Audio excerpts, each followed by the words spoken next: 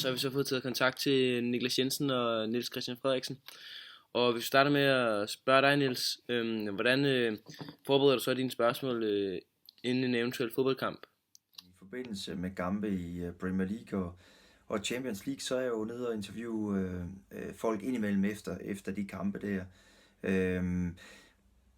Der er det jo ofte sådan, at man er sådan lidt i bekneb for tid. Der er mange andre, der står og prikker ind på ryggen. Der vil det primære spørgsmål være, hvad det vil være at stille et åbent spørgsmål, altså det vil sige et HV-spørgsmål. Hvad, hvordan, hvorledes. Så der vil jeg typisk starte med at spørge, hvad er dit indtryk af dagens kamp? Og når han ligesom har sagt det, jamen, så har jeg stået og lyttet, og så har jeg sådan spurgt ind til det, han ligesom har berørt som de emner, som han nu kommer ind på. Jeg synes, den væsentligste dyd hos en journalist, det der mange der glemmer, det er at lytte. Så man stiller et spørgsmål, der ligesom afgrænser det, man gerne vil høre om, i det her tilfælde mig, hvor jeg gerne vil høre om, hvordan han synes, at kampen er forløbet, og så spørger jeg ind derfra. Mit tredje spørgsmål, det kunne typisk være et konfronterende spørgsmål. Vi lagde mærke til i løbet af kampen, at der gjorde du sådan og sådan, du skiftede Ludvig Augustinsson ud. Hvorfor gjorde du det? Altså det er sådan mere et konfronterende spørgsmål, men det vil typisk være den slags spørgsmål, som jeg stiller. Det vil være lidt anderledes med folk, som er sidelinjereporter eller skal skrive til aviserne. De vil typisk have en anden dagsorden end den, jeg har. Og ja, det andet spørgsmål til dig, Niels, det er, hvordan blev du sportsjournalist, og hvordan kom du ind i det her miljø? Jamen, jeg startede egentlig med at læse statskundskab, altså politik og samfundsvidenskab, fordi jeg har altid været meget fascineret og interesseret i historie og den slags politik. Men jeg fandt egentlig ret hurtigt ud af, at jeg hellere ville være journalist, så inden jeg fik taget mig sammen til at få skrevet hovedopgaven, så skiftede jeg til journaliststudiet og tog 4 år der, og arbejdede egentlig ikke så meget med fodbold. Det var egentlig mere almindelig journalistik, jeg havde med at gøre. Da jeg var i praktik, var jeg på Politikken, hvor jeg egentlig også mest en del beskæftigede mig med politik og samfundsvidenskab. Det var så rent tilfælde, der var en indlandsredaktør der, som blev sportschef på TV3, og han spurgte mig, om jeg kunne tænke mig at komme derover. Så har jeg stort set været der lige siden, ikke på TV3, men også, jeg har været flere andre steder, men det var sådan set mit springbræt ind i sportens og fodboldens verden.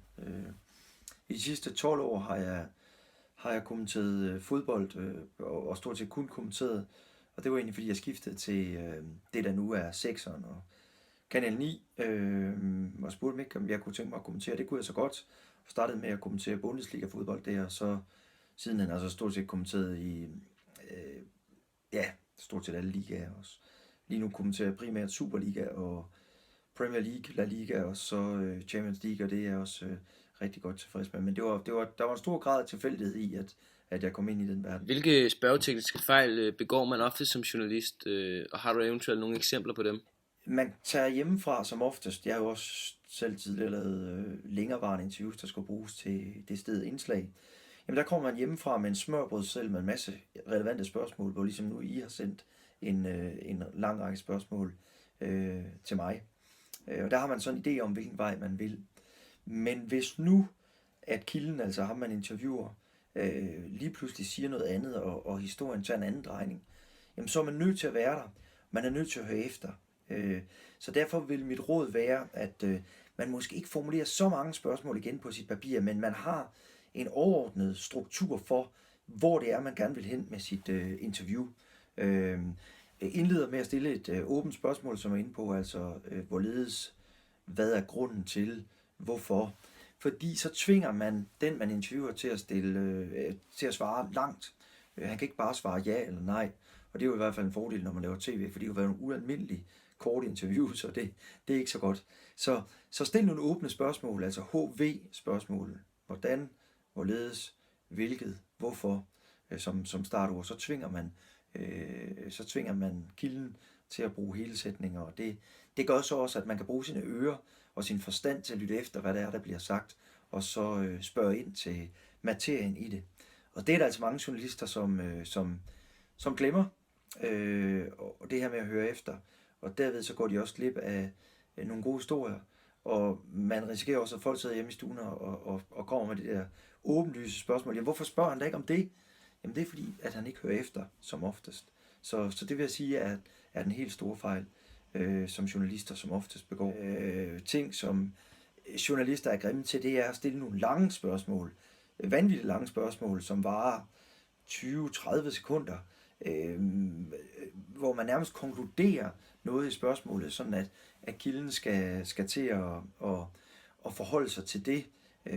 Der trækker jeg helt klart, at man stiller nogle korte og præcise spørgsmål, sådan at det er kilden, der kommer mest til ord. Det er nogle gange det mest interessante, det er at høre, hvad kilden har at sige, og ikke så meget om, hvad journalisten har at spørge om. Og det sidste, det vil jeg sige, er triggerspørgsmål. Triggerspørgsmål, det er sådan noget, der får folk til at tænde af. Det er selvfølgelig sjovt nok, hvis man skal lave noget rabalderjournalistik, at der er nogen, der smækker med ørerne eller skrider midt i interviewet. Men det er jo ikke ret tit, man skal det.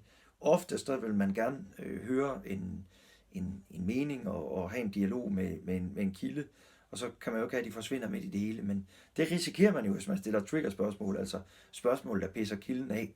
Og der er forskel på det triggerspørgsmål og så at være kritisk. Man kan sagtens være kritisk, uden at stille triggerspørgsmål. Triggerspørgsmål, det er for eksempel, er du holdt med at slå din kone? Det er et grimt spørgsmål at få, fordi manden kan jo ikke rigtig svare på det. Hvis han siger ja, så har han jo engang slået sin kone.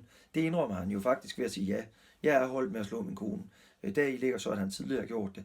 Hvis han siger nej, så slår han jo stadigvæk sin kone. Så det var bare et eksempel.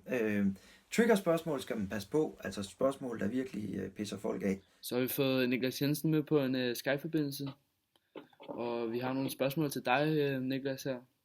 Og det første er, hvordan er det blevet interviewet af en sportsjournalist? Det er selvfølgelig meget sjovt, især i starten, da man er lidt ung spiller og kommer op og spiller fodbold, som jeg også gjorde. Så synes man, det er jo rigtig skægt, at folk lige pludselig vil snakke med en, og de er gode til at gøre det sådan meget entusiastisk, og hvordan er det at spille, er det sjovt, og du er god i dag, og så videre. Men det er klart, at med tiden bliver det jo også sådan meget rutineagtigt, og med mindre det er lidt større interviews til nogle artikler og så videre, jamen så er det sådan lidt en vanesag og noget, som man egentlig bare lige overstår lidt hurtigt. Med mindre det selvfølgelig er nogle af de journalister, som man kender rigtig godt, som man godt ved, at dem kan man også snakke en lille smule anderledes med og gå lidt dybere ned i det hele. Og Niklas, vi vil også spørge dig om der er nogle gange, hvor man ikke gider interview, og om du har nogle eksempler på, hvorfor man ikke gider det. Hvis nu man har spillet fodbold og spillet en fodboldkamp, og man har spillet dårligt, eller holdet har tabt, jamen så er det klart, at så den største lyst til at blive interviewet er jo ikke rigtig til stede. Men det hører jo ligesom med, hvis man godt vil have, at de er der, når det går godt, jamen så må man jo også tage det sure slæb, når det så ikke går så godt, og så stadigvæk stille op til et interview, selvom man måske har tabt kampen. Men det er klart lige der er det ikke lysten, der er den allerstørste. Ja, og Niklas, så vil vi rigtig godt tænke dig at spørge om hvorvidt om journalisterne i udlandet er anderledes i forhold til, hvordan det er herhjemme i Danmark. Selvfølgelig vil de altid være en lille smule anderledes, og i Tyskland for eksempel, hvor jeg også spillede på et tidspunkt, jamen der går de måske lidt hårdere til værks, går lidt grovere til en og skriver lidt mere kritisk, end mange danske journalister måske gør, men i bund og grund, så er det jo lidt det samme, om det er Tyskland, Holland, England, Danmark.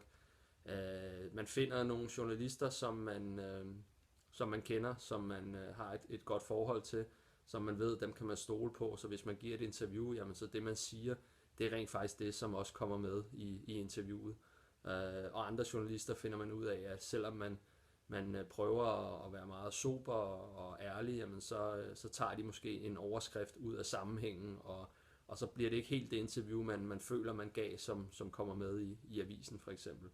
Niklas, er der nogle atleter eller fodboldstjerner, som virkelig forbereder sig og tænker meget over, hvad de skal svare, og hvad med dig selv? Nogle gør i hvert fald mere end andre. Jeg var nok sådan en, der gjorde rigtig meget. Jeg har aldrig syntes, at jeg behøvede at være meget kontroversiel og komme med nogle skarpe udtalelser eller kritisere mine medspillere eller noget på den måde. jeg har altid været det, som journalisterne nok synes var lidt kedeligt.